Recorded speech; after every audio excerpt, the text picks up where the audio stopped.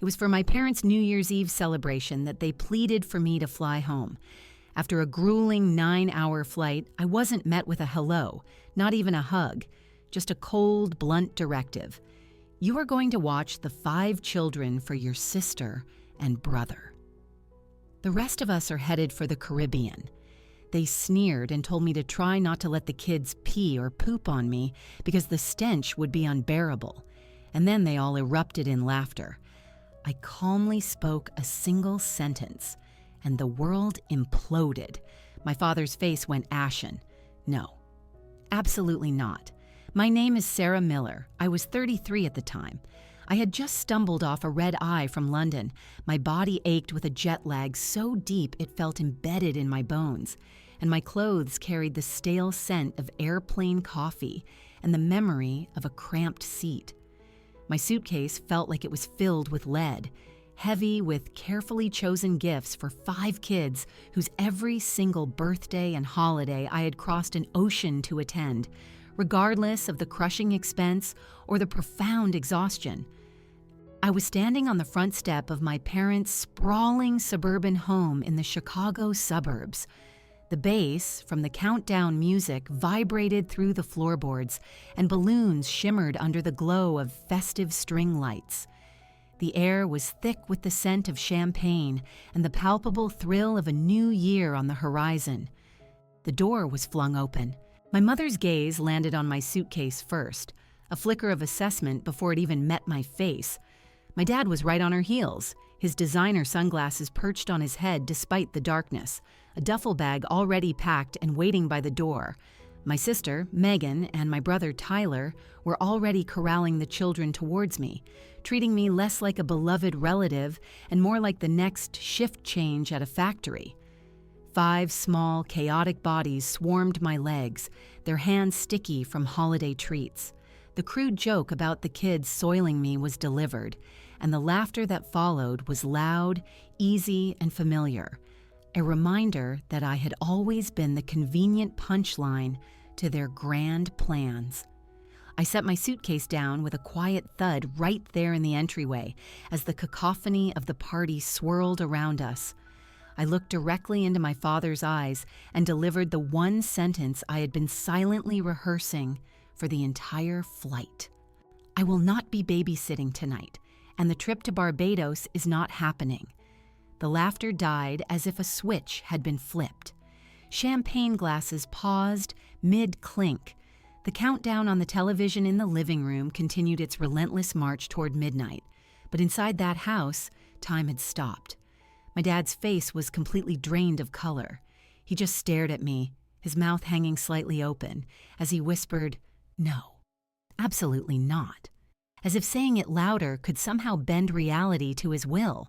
That one quiet sentence dismantled everything. Their fantasy vacation evaporated into thin air. The role I had obediently played for years, the dependable one, the fixer who always showed up, ended right there on that welcome mat. Stay with me to the very end. I will tell you precisely why those words carried the weight of an anchor, how I managed to walk away on that New Year's Eve, and why I have never, not for 1 second, looked back. Have you ever flown across a continent for a family holiday, only to be treated like a free-of-charge nanny and a walking ATM the moment your feet hit the ground? Share your story in the comments.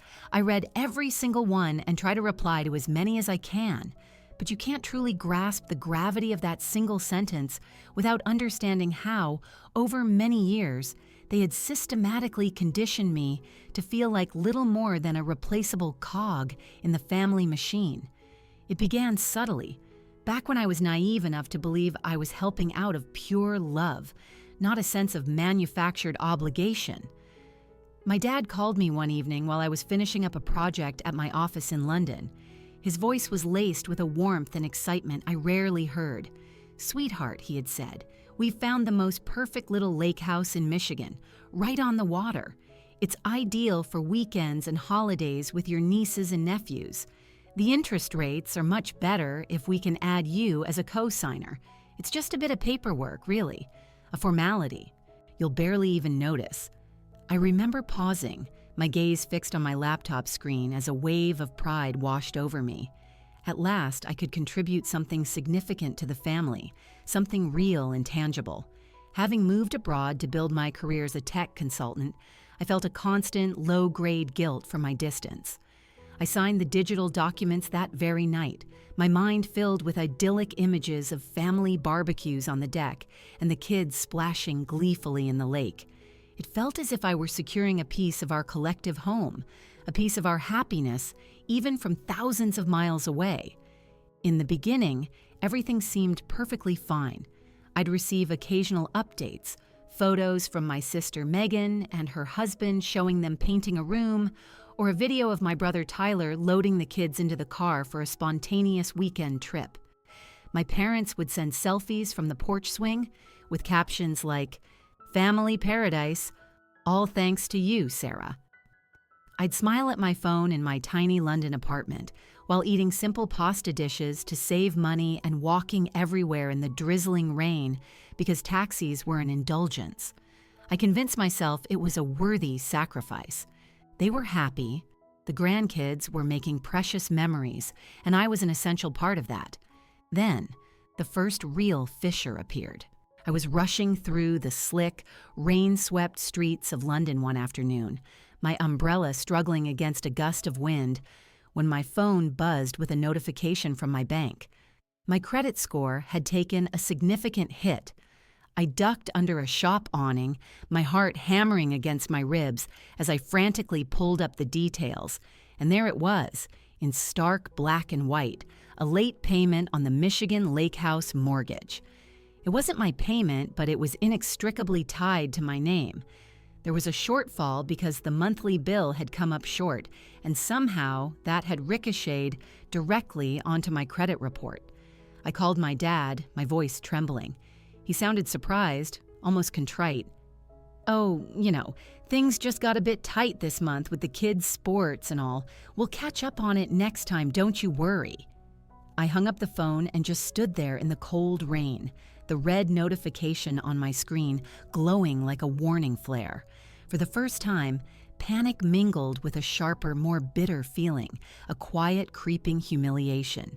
Here I was, scraping by in a foreign city, having to ask my boss for an advance on my salary just to cover my rent, while back home, they were posting photos of sunsets over the lake with captions like, "Family time is priceless." I didn't confront them. I just quietly wired the difference, telling myself it was a one-time thing, a temporary hiccup. From that point on, the pattern established itself without any formal announcement. The requests for money came wrapped in layers of affection. Texts about school fees running higher than expected for Jackson, Lily and Caleb, or Tyler needing a financial buffer to get through one of his freelance dry spells. My mom would then chime in with heart-wrenching stories about how the grandkids were always asking for their Auntie Sarah. I would transfer what I could, systematically cutting corners in my own life. Fewer dinners out with friends, cheaper groceries, canceling that weekend trip to Paris because, once again, something came up. My nights started to blur into a routine of staring at my banking app, wondering why my savings account never seemed to grow despite my steady, well-paying job. Friends in London would ask why I didn't visit home more often or why I always seemed so stressed during our video calls. I would just laugh it off. "Oh, family stuff, it's complicated." But deep inside, a corrosive doubt was taking root. Was I the reliable, loving daughter, or was I just the one who was farthest away, the easiest one to tap for funds without having to witness the strain it caused? The definitive turning point, the moment the illusion shattered completely, happened right before that fateful New Year's trip. It was the middle of the night in London, around 2 a.m, when my phone lit up with a FaceTime call from my mom. I answered, my voice thick with sleep, expecting a quick holiday check-in. Instead, she was on the verge of tears, her voice cracking with emotion. "We miss you so, so much, honey. The house just feels empty without you for New Year's. The kids won't stop asking when Auntie Sarah is coming, especially the little ones. It would just mean the world to us if you could fly home." My resolve softened instantly. I pictured the joyous chaos of the family party, the hugs I had missed the previous year. But then, halfway through her tearful plea, another notification silently popped up on my screen. Overdue payment, Michigan property. My stomach twisted into a cold, hard knot. For the very first time, I didn't interrupt her to promise I would take care of it. I just let her talk, nodding along, my heart pounding with a toxic mix of guilt and a rising, white-hot anger. Guilt for even daring to hesitate. After all, this was my family. But also, a searing anger at the realization of how frequently these emotional appeals were perfectly timed with financial shortfalls. I ended the call with a non-committal. I'll think about it. I lay awake for hours in my small bed, the city outside my window silent, listening to the frantic pulse in my ears. That night, something fundamentally shifted within me. The role I had accepted without question for so long began to feel less like an expression of love and more like a quiet, relentless erosion of my peace, my choices, and my very sense of self. Looking back, those moments were never about the specific amounts of money I wired or the documents I signed. They were about the slow, dawning realization that my place in the family had been gradually narrowed down to what I could provide from a distance. Just enough to keep me living a modest life in London, while I rarely, if ever, set foot in that Michigan lake house I had helped secure. Just enough to make me lie awake in the quiet hours and wonder if I was truly seen as their daughter, or if I had simply become the dependable lifeline they reached for whenever things got tight. I didn't step inside the house. I didn't reach for my phone to show them spreadsheets or pull out a folder of bank statements. I didn't raise my voice or list a single one of my grievances. After my words, "I will not be babysitting tonight," and the trip to Barbados is not happening, hung in the charged air, I simply turned the handle of my suitcase and began to pull it back towards the darkness of the front yard. My mother's hand shot out, her fingers closing around my sleeve. "Sarah, don't joke like this. Everything is already booked. The flights, the resort, the whole package."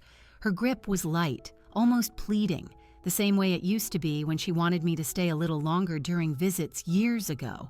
But her eyes darted nervously past me towards the open door, as if she was worried the neighbors might overhear the unfolding drama. My father stood frozen just inside the threshold, the color still completely drained from his face. His voice came out as a shaky whisper, barely audible over the party music still thumping from the living room. "What are you saying, Sarah?" He took a single hesitant step forward, as if he was contemplating blocking the doorway, but then he stopped. The expensive sunglasses on his head now looked utterly absurd, a ridiculous prop from a vacation he had assumed was guaranteed. Behind them, my sister Megan had stopped mid-laugh, her mouth agape. My brother Tyler shifted the youngest child on his hip, his eyes suddenly darting around, unsure of where to look. The 5 children, perceptive as always, sensed the tectonic shift in the atmosphere.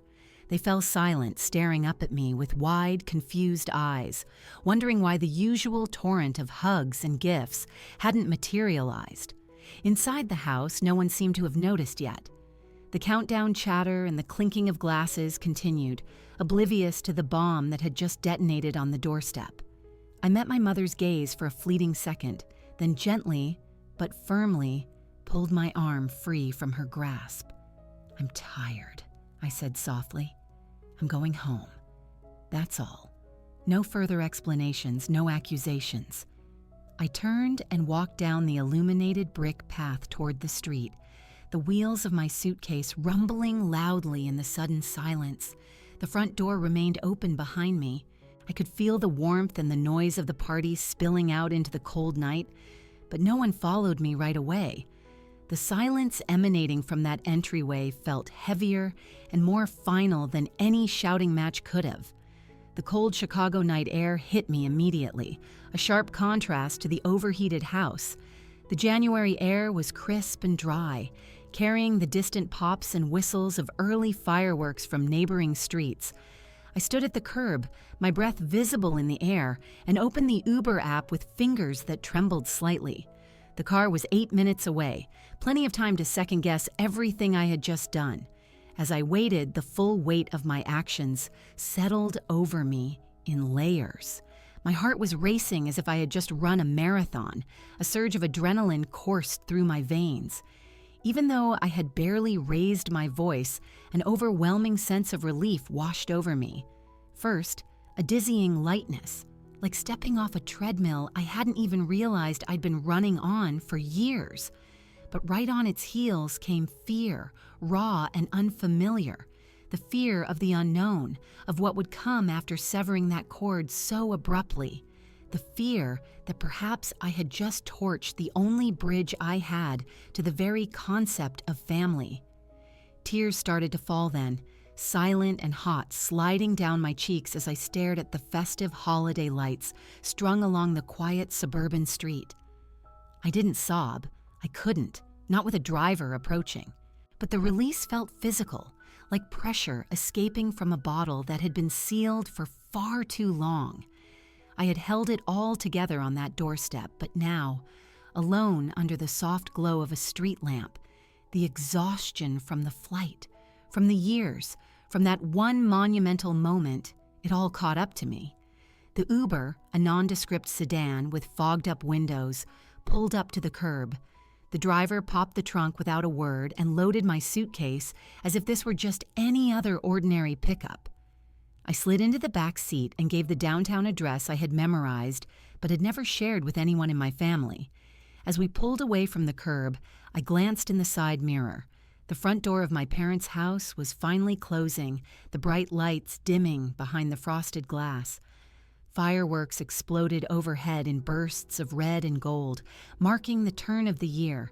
But they felt distant, like they were part of someone else's celebration entirely. The drive into the city took us past familiar landmarks, strip malls adorned with leftover Christmas sale banners, brightly lit gas stations standing out against the dark. The Chicago skyline grew larger ahead of us, its tall buildings glowing like sentinels.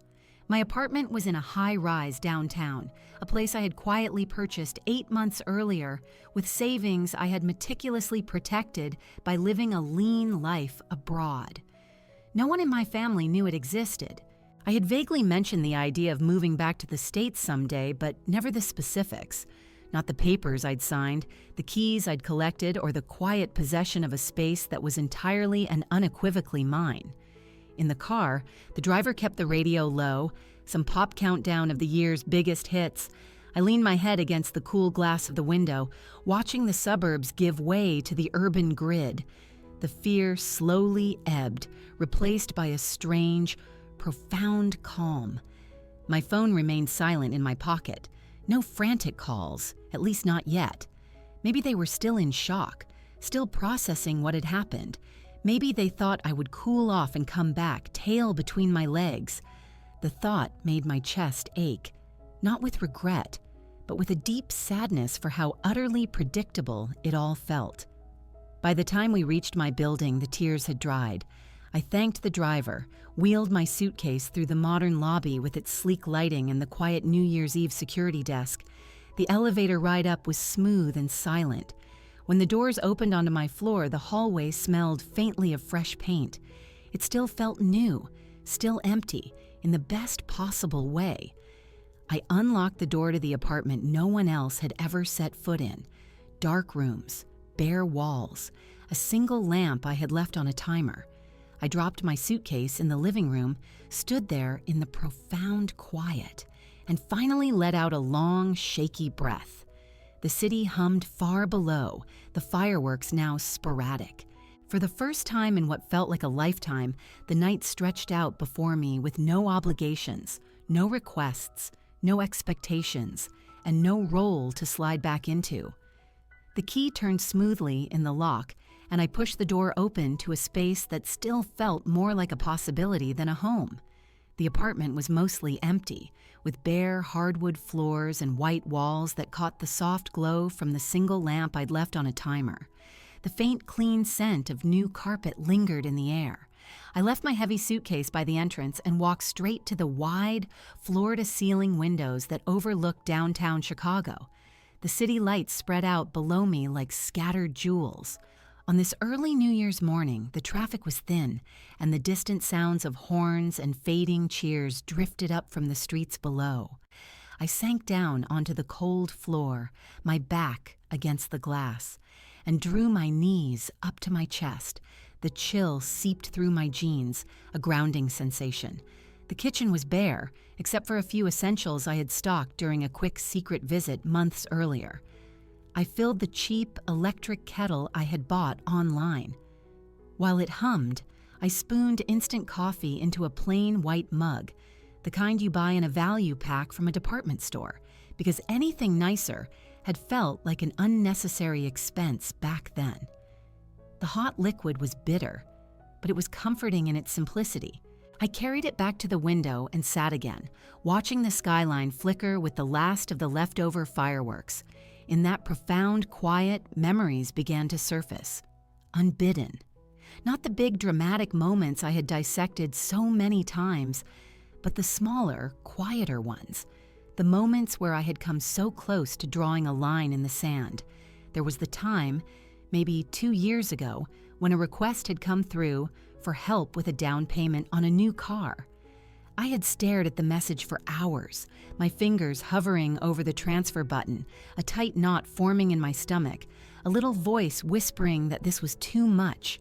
But then came the follow-up. A photo of the grandkids crammed into the old, unreliable van, with captions about safety and peace of mind. I sent the money, telling myself it was for them, not for the convenience of others. The relief I felt from avoiding a confrontation lasted only until the next request arrived. Another near miss, an unexpected medical bill for routine checkups that had somehow ballooned into a significant sum. I had actually drafted a polite, firm email saying, "I can't this time." I even slept on it. But in the morning, guilt had won. I deleted the draft and wired the full amount, justifying it as a one-off emergency. Each time I backed down, the boundary I had imagined for myself blurred a little more, until saying no started to feel impossible, selfish, and cruel. Now, sitting on this empty floor with the city as my only witness, I had finally done it. The reality of my actions settled in waves. First, a hollow emptiness, like losing something familiar, even if that familiar thing had been weighing me down. The family group chat would be a war zone by now. Questions would be flying, accusations being made, all centered around canceled reservations they couldn't explain. I had quietly made the calls to the resort and the airline days before I even boarded the flight from London, using the credit card in my name that had covered the initial deposits. No confrontation was needed, just a calm, detached conversation with a customer service representative about a change of plans. They hadn't asked for a reason. The freedom came more slowly, creeping in alongside the void. There was suddenly space to breathe without anticipating the next vibration of my phone. There was no mental tally of who might need what next. I pulled the device from my pocket. The screen was still dark. Scrolling through my banking apps in the dim light, I navigated to the recurring payment section. With steady fingers, I unselected the family streaming bundle we had all shared, a collection of services for movies and shows I had rarely ever watched myself. Then, the shared online shopping membership, the one that facilitated deliveries of toys and household items straight to their doors, while I ordered my own basics in bulk to save a few dollars. Confirm. No notifications would be sent to anyone else, just quiet. Anonymous unsubscribes on my end. I wondered what the house felt like at that very moment. The initial confusion must be turning to frustration as they pieced together the fact that the Barbados bookings had vanished. There would be frantic phone calls to the airline where they would hear the same polite script about the cardholder's request. There would be arguments in the kitchen after the last of the party guests had left, with voices kept low so the kids wouldn't hear. Or perhaps there would just be a stunned silence, the kind that follows when a long assumed safety net disappears without a single word of warning. Leaning my head back against the cool glass, I sipped the now lukewarm coffee. The emptiness wasn't scary anymore, it felt like room room for something new, something undefined. My career had given me financial stability abroad, but this apartment represented a choice I had made entirely for myself, funded by the portions of my income I had carefully shielded over time. No announcements had been made, and no explanations were required. For the first time in years, my phone remained silent in my hand. No buzz cut through the night with the word emergency lighting up the screen. There was just the soft, ambient hum of the city far below and the steady, rhythmic sound of my own breathing filling the quiet space. My phone buzzed one afternoon while I was deep in a work call from my apartment, the ringtone cutting through my headset. After I hung up, I glanced at the screen. It was Maria, my closest friend from the expat community in London. She had sent a screenshot without any context, just a string of question marks. I opened it. It was my dad's Facebook post, set to public for all his friends and our extended family to see. Some adult children choose their own lifestyle over family responsibility during the most important holidays. Pray for us. There were no names, no specific details, but the timing left absolutely no room for doubt. The comments were rolling in steadily. Old neighbors, friends from their church, distant cousins, all offering their sympathy. One came from someone I didn't even recognize. So sad how kids these days forget what their parents sacrificed for them. You're in my prayers. I sat back on the couch I had finally assembled, a second-hand find from a local shop. The screenshot was frozen on my phone screen. A rush of heat rose in my chest, and my fingers itched to type a furious response, to defend myself, to attach years of bank transfer records and explain in excruciating detail exactly who had been supporting whom. The urge was physical. My palms were sweating, and my breath grew short, as if posting the unvarnished truth would finally make them see.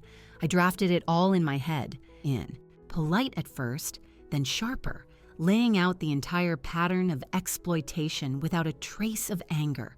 But as the words formed, a colder, clearer thought settled in.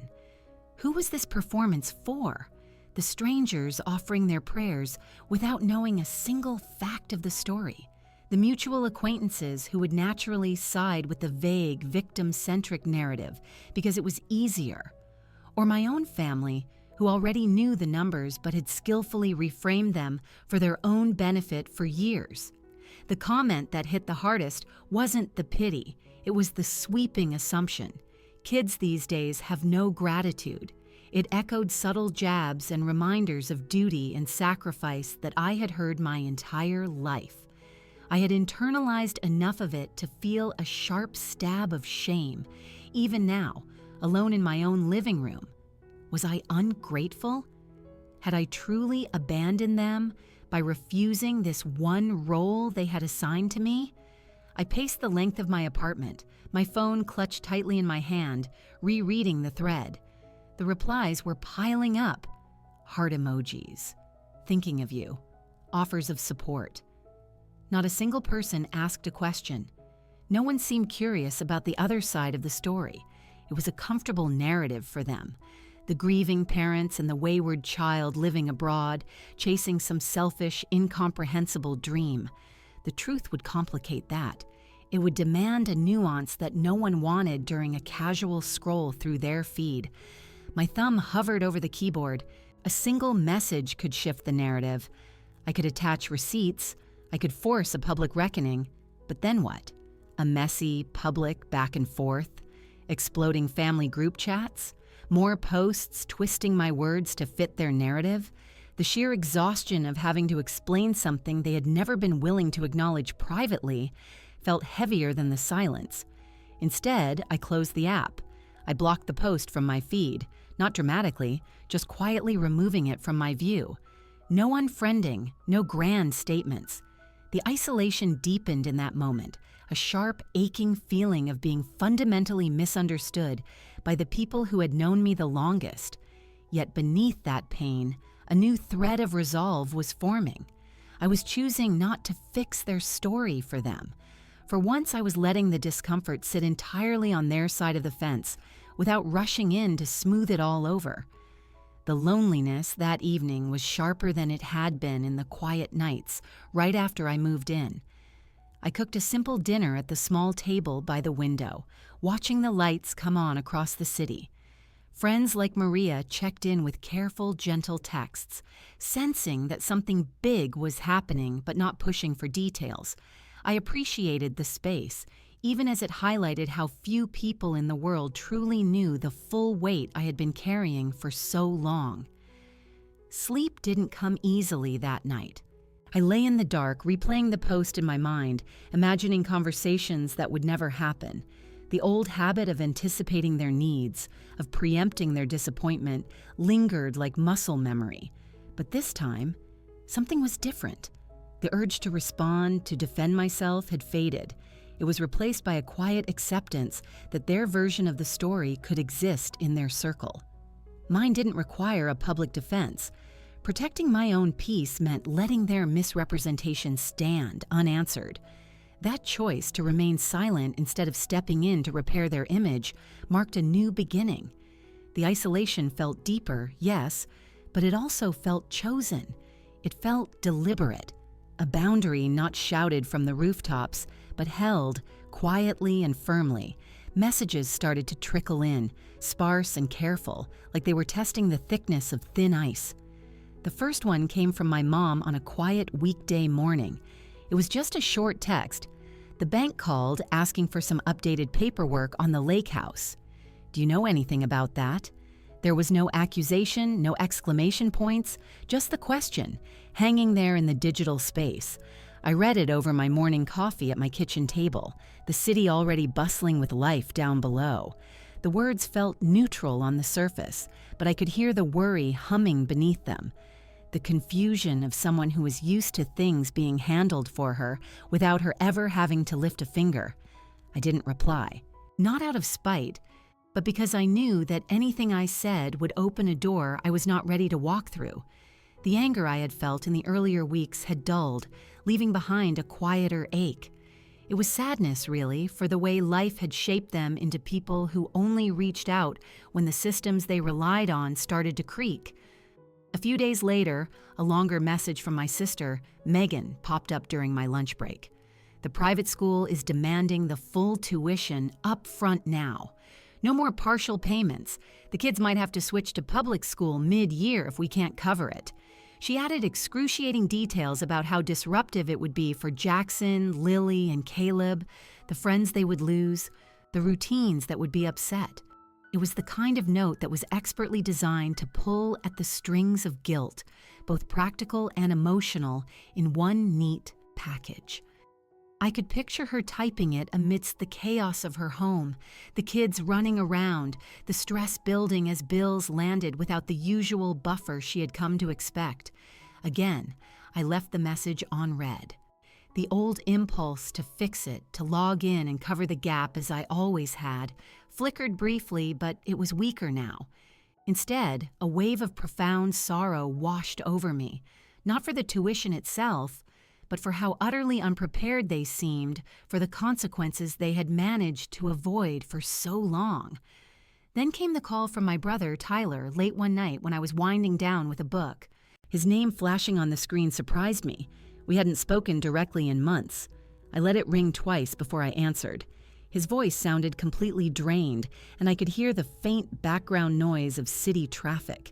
He must have been out driving for a delivery service. "Hey, Sarah," he said, "there's some kind of misunderstanding going on. I'm out here driving until 2 in the morning just to make up the difference.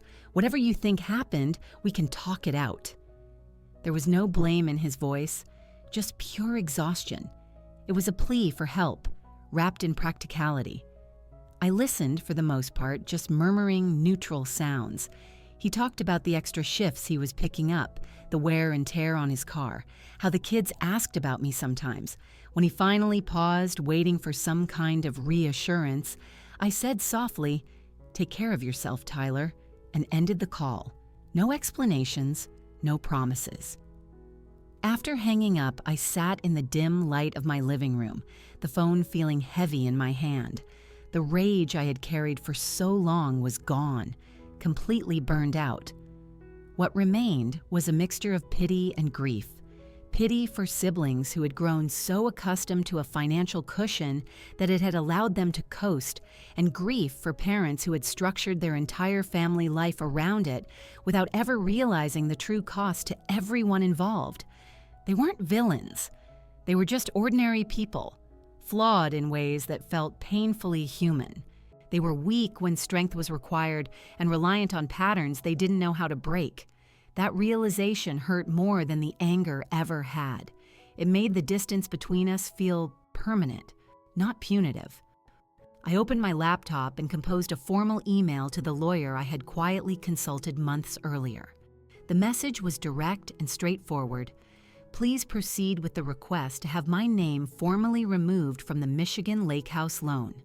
The necessary forms are attached for your reference, per the co-signer release clause.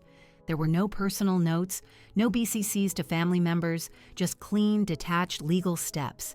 Sending that email brought no sense of triumph, only a somber finality.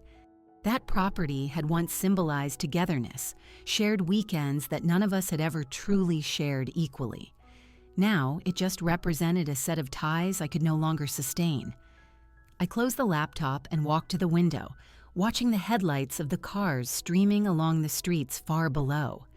The sadness lingered, deep and quiet, for the family I had once known, and for the version of them that had depended on me in ways I could no longer fulfill. They weren't malicious. They were just limited by habits built over decades, by unspoken but firm expectations. Recognizing that didn't make reconciliation possible. It just made acceptance easier. The messages would likely continue to come in fits and starts, probing for the old response. But the shift inside me held steady. No more stepping in to patch up the holes in a system they had learned to lean on so heavily. The grief softened over the following days, settling into something manageable, a background hum rather than a sharp, stabbing pain. The demands of my work filled the hours. Friends like Maria provided light, easy conversation without prying. Life in the apartment moved forward, deliberate and unhurried. An email from the lawyer arrived on a regular weekday, the subject line straightforward and professional. The bank had reviewed the remaining borrowers' qualifications for the Lake House loan. They were unable to approve a refinancing in my father's name alone. Foreclosure proceedings would begin in the near future to recover the outstanding debt. The words were clinical, exactly what I had expected, but reading them still sent a quiet jolt through me.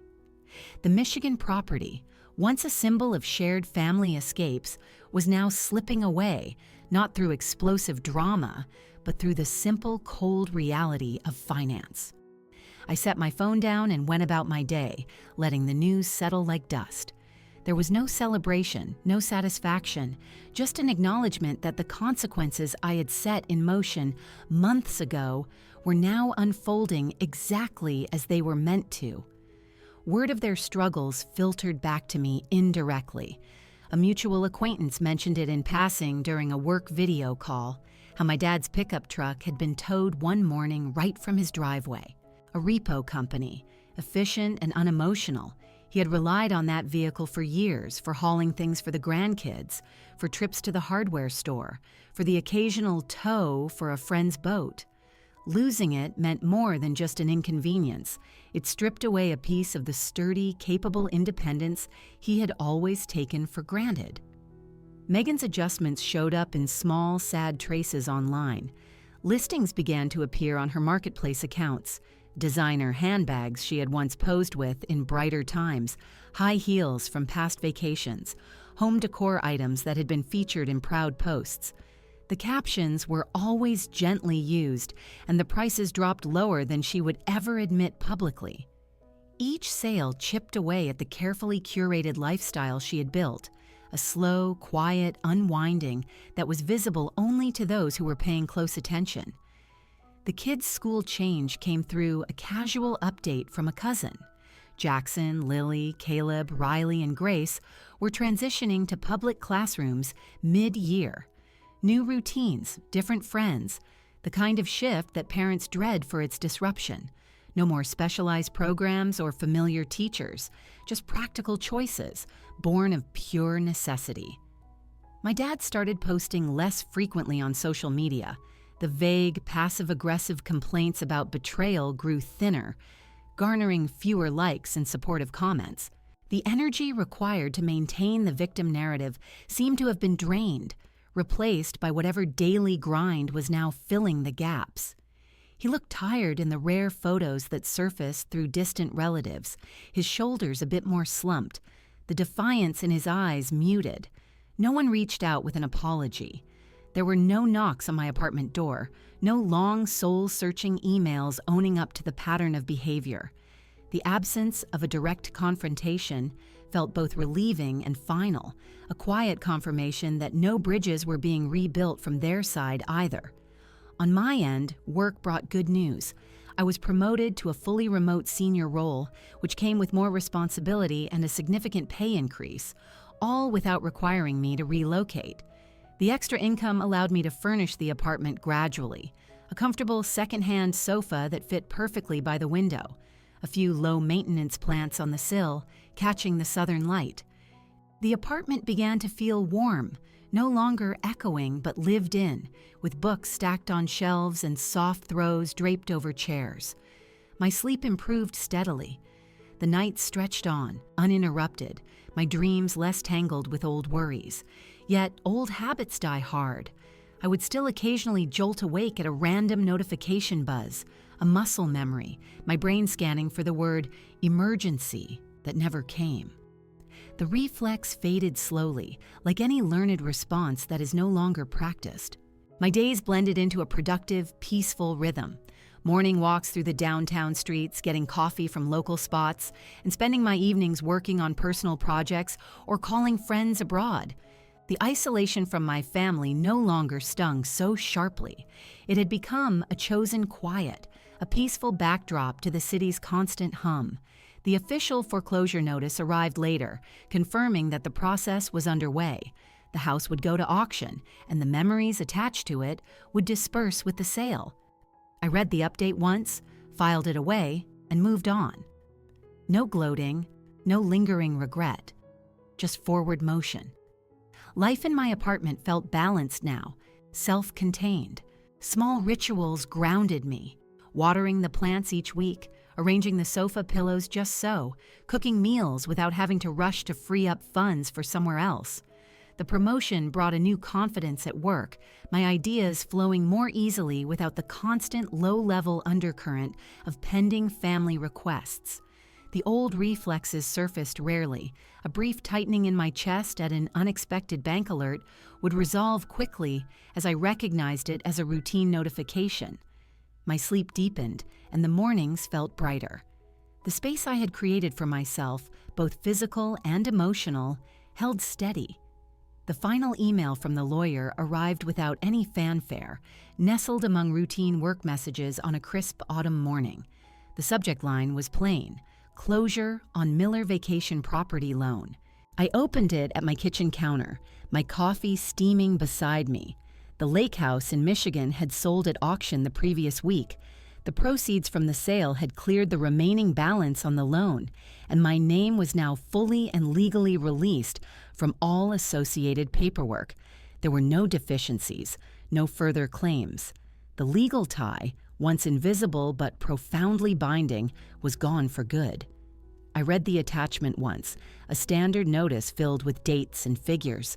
Then I archived the entire thread.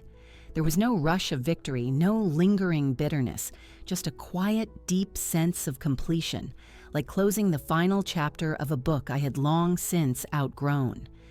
Later that afternoon, I migrated to the window nook in my living room, my laptop balanced on a cushion. The apartment had evolved subtly over the months. The bookshelves were now filled with titles I had always meant to read. A soft rug lay underfoot, and framed prints from local artists caught the afternoon light. Outside, Chicago moved at its usual steady pace. Traffic flowed in the streets below, pedestrians were bundled up against the autumn chill, and the skyline stood sharp and clear against a pale sky. On a whim, I pulled up a travel search website. Norway had been lingering in my saved lists for years, a destination I had always scrolled past whenever my plans had to shift to accommodate someone else's needs. The Northern Lights, remote cabins, vast, empty spaces under a dancing sky. I filtered the search for a solo traveler and selected midweek dates that had the best aurora forecasts. The options loaded instantly. Flights from Chicago to Tromsø, cozy hotels with geothermal views, guided excursions into the darkness for optimal viewing. I chose a window seat on the outbound flight and added a small rental car for flexibility. The entire booking process felt effortless, almost dreamlike. There was no need to check my calendar against family events, no adjustments to make for school holidays or budgets that were stretched thin elsewhere. Just my preferences, my timeline. The confirmation email landed in my inbox moments later. One passenger, Sarah Miller. The itinerary included hot springs visits, glacier walks, and nights spent chasing green ribbons of light across the sky. I leaned back, watching the screen glow with the details of a trip I had chosen for myself, and myself alone. The trip wasn't extravagant. It was just intentional. It was a chance to witness something vast and fleeting, without any obligation to capture it for someone else's social media feed. There were no group photos planned, no souvenirs earmarked for nieces and nephews. The anticipation began to build quietly, a private excitement I had forgotten how to feel. The old family group chat remained muted. The conversation had stalled out and tapered off naturally months ago. I didn't reopen it to share my news. I didn't forward my boarding passes or send links to my hotel. The Northern Lights would unfold for whoever happened to be standing beneath them that week. Tourists, locals, and me. There was no need to broadcast the wonder as proof that I was moving on. Reflecting from this new vantage point, the full arc of the story settled into focus. The separation hadn't been born of hatred or grand, dramatic gestures. It had grown from a series of repeated small choices. The choice to stop absorbing their shortfalls, the choice to let natural consequences arrive without my intervention. The sale of the house marked the last tangible thread, snapping clean and impersonally through institutional processes. Some families don't despise you for leaving.